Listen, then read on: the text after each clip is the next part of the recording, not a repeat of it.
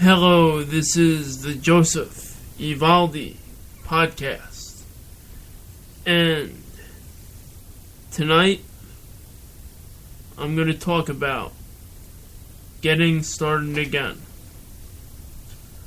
What is getting started again? How do you do it? Well, if it's any testament, this past year and a half I have been trying to get started again, and it has been working. I had a lot of road bumps along the way, but I've gotten there. And considering that it's almost back to school season and it's August and it's getting ready for another year, I'm going to first start and talk about what I've been up to this past year and why I have been keeping my silence and in the process of rebuilding, as Seth Rollins would. Well, finances, rebuilding, it's always there. It hasn't been up to par. There's always been problems, but like everything else in life, you deal with it. As for everything else, I have been dealing with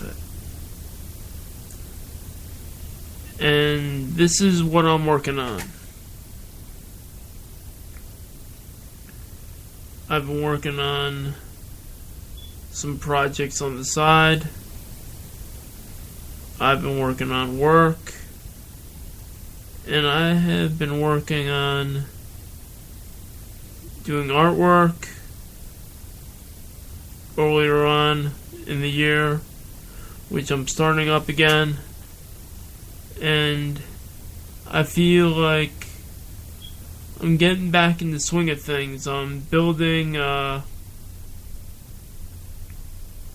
good schedule for myself, and things are I'm very optimistic about the future. Now, some would say, why are you optimistic? Well, I've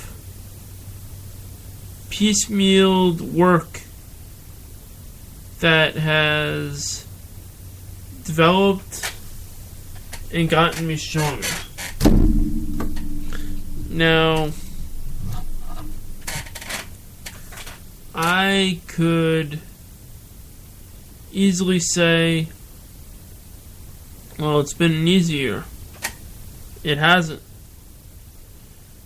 I've been scammed by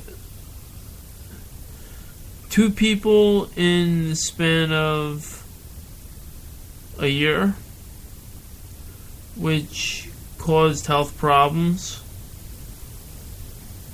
which I was having health problems too. But I'm not going to dwell on the past. The past is in the past. What I am looking forward to is the future. And how I do that is starting a plan of how to get there, how to build it, and develop it. Now, when I look at my life, I may think, hey, it's in disarray. But you know what? That's all an illusion. If I think my life is in disarray,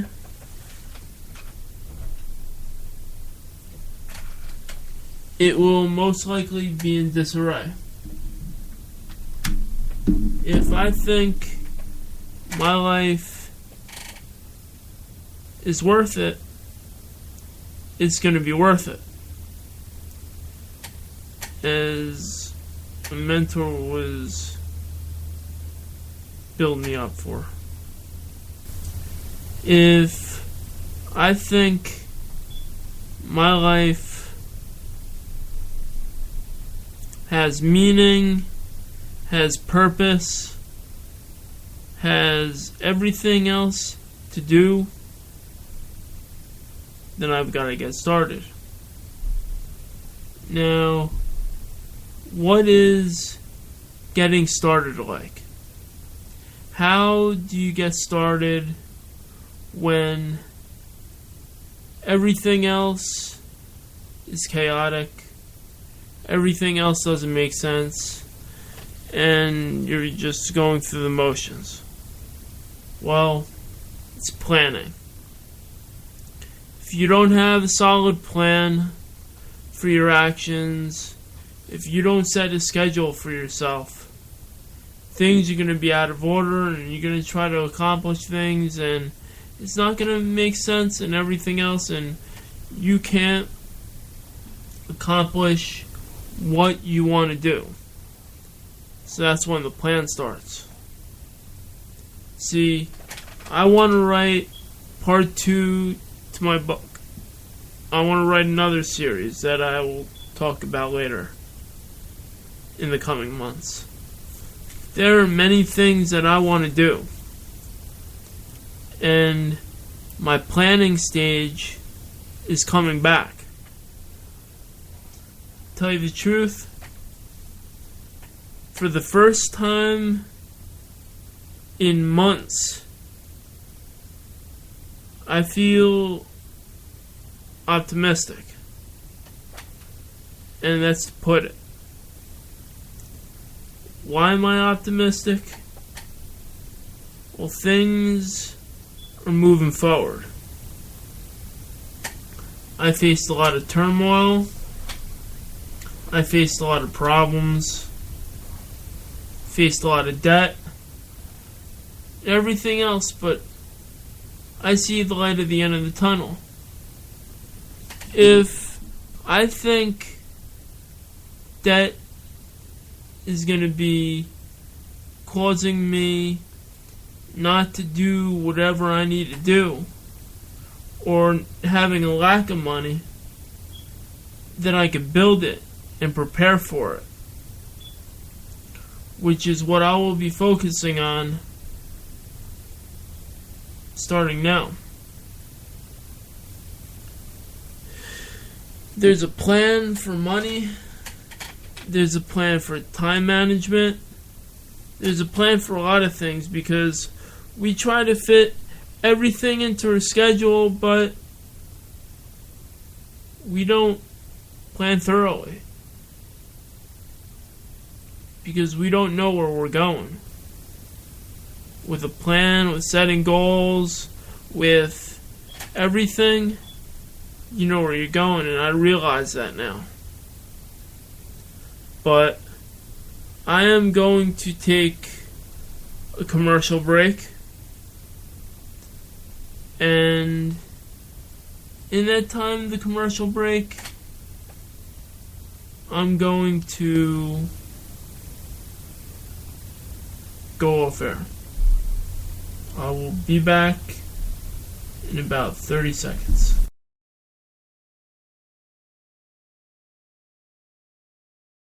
If you're looking for a brand new item, you can find the latest in art fashion on mugs, necklaces and t-shirts. These designs are creative and they're one of a kind. You won't find anything like it. You can find it at cafepress.com/Joseph Evaldi Creative Art. I personally recommend it.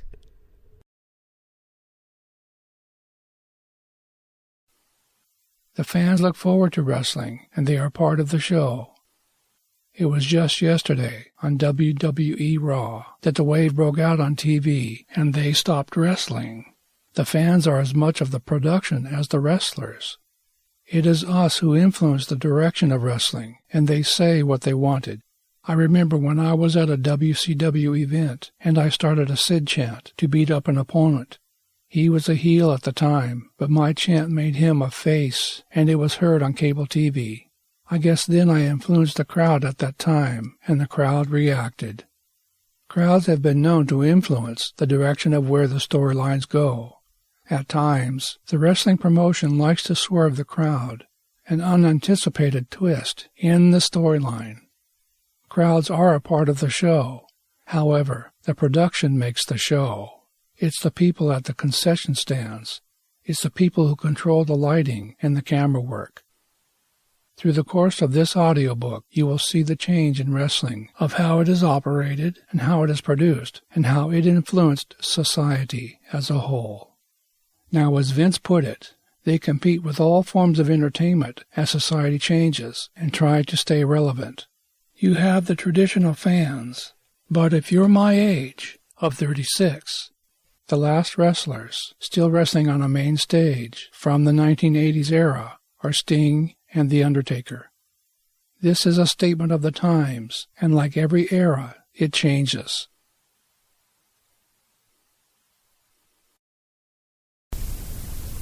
Hi, I'm back at the podcast. That was a clip for Evolution of the Squared Circle, the production of professional wrestling, written by Joseph Evaldi, narrated by Dickie Thomas. It was an audio book that was previously written, and it discusses about the production of professional wrestling.